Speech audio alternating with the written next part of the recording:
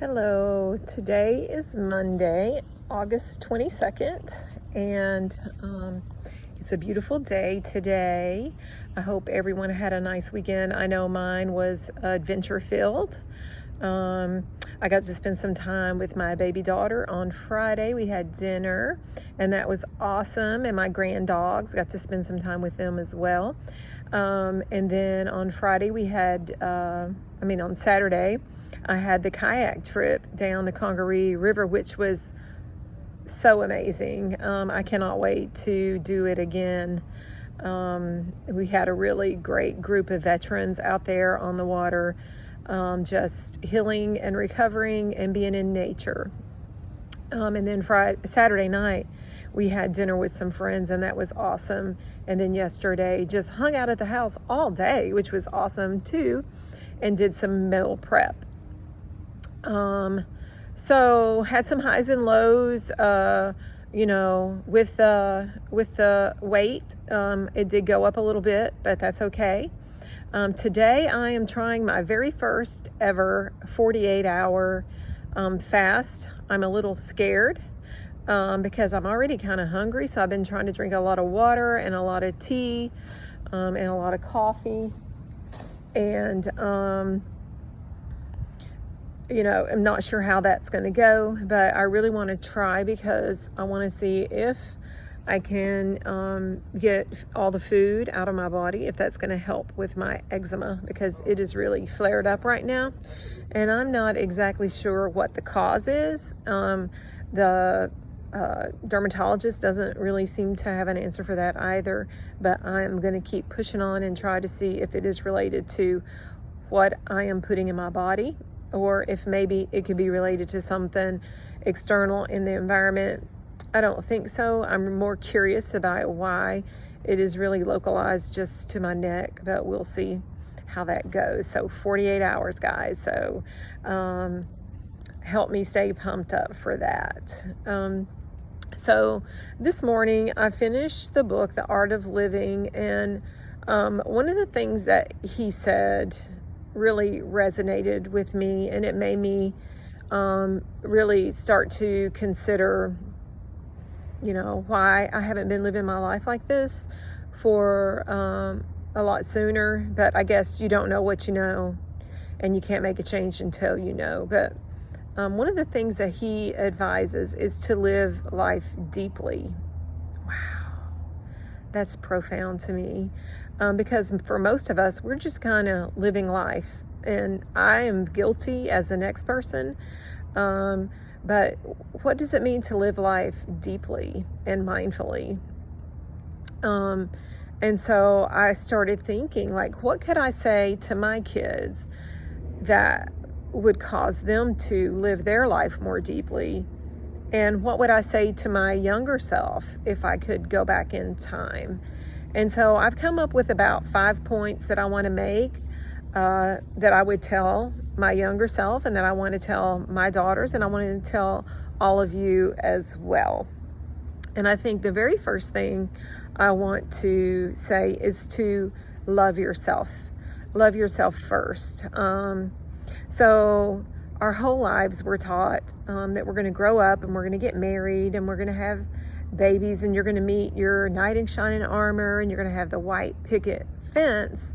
And I know that I didn't do a really great job as a mom, because I didn't really think about loving myself. All I thought about was loving my kids and loving my husband. And I had an epiphany probably when I was about maybe 10, 12 years ago, so probably 42, right after I had my hysterectomy, because I went through some things hormonally with that.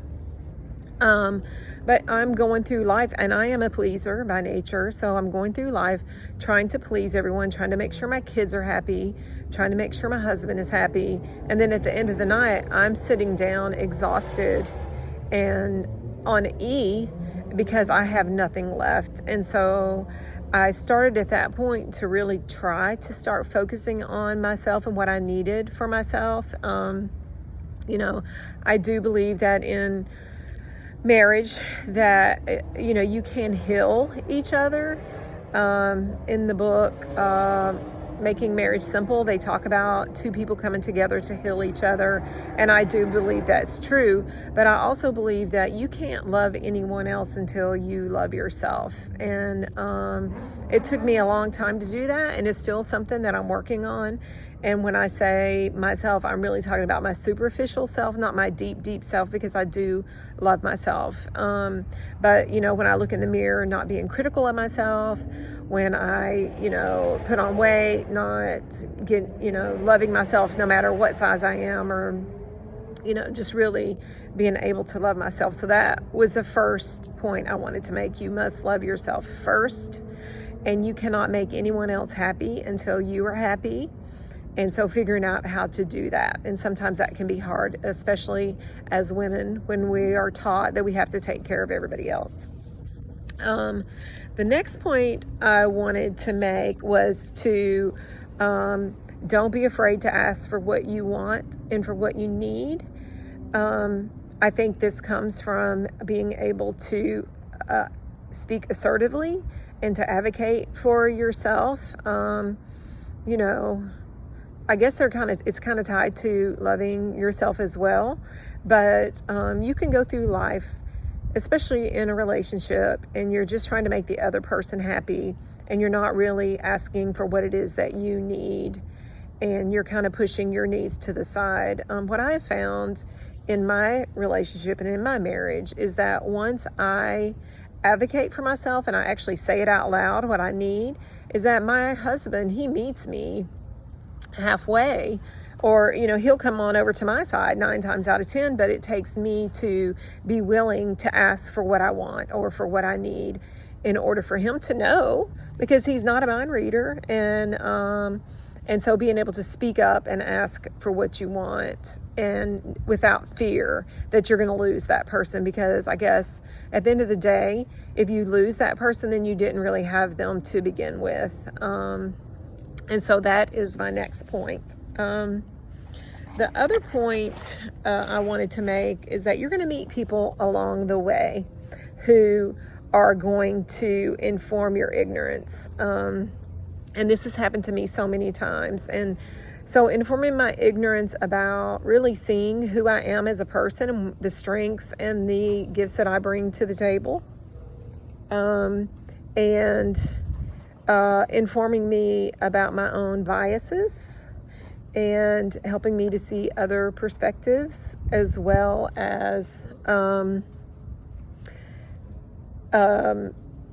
helping me to learn more about different ways of being fit and learning about nutrition. I met one of my old coworkers who is now retired, who talked to me about enzymes and chewing your food and eating mindfully. And I've just kind of been growing, meeting different people who has been kind of building on that, right? And so learning about yoga instead of run and beat yourself to death and go, learning to slow down and to breathe, and to, different ways of being fit and not having to burn 1,000 calories. So yeah, just taking time to listen to those people that you're meeting, that are trying to help you learn and grow, and to learn more about who you are and areas that you can grow in.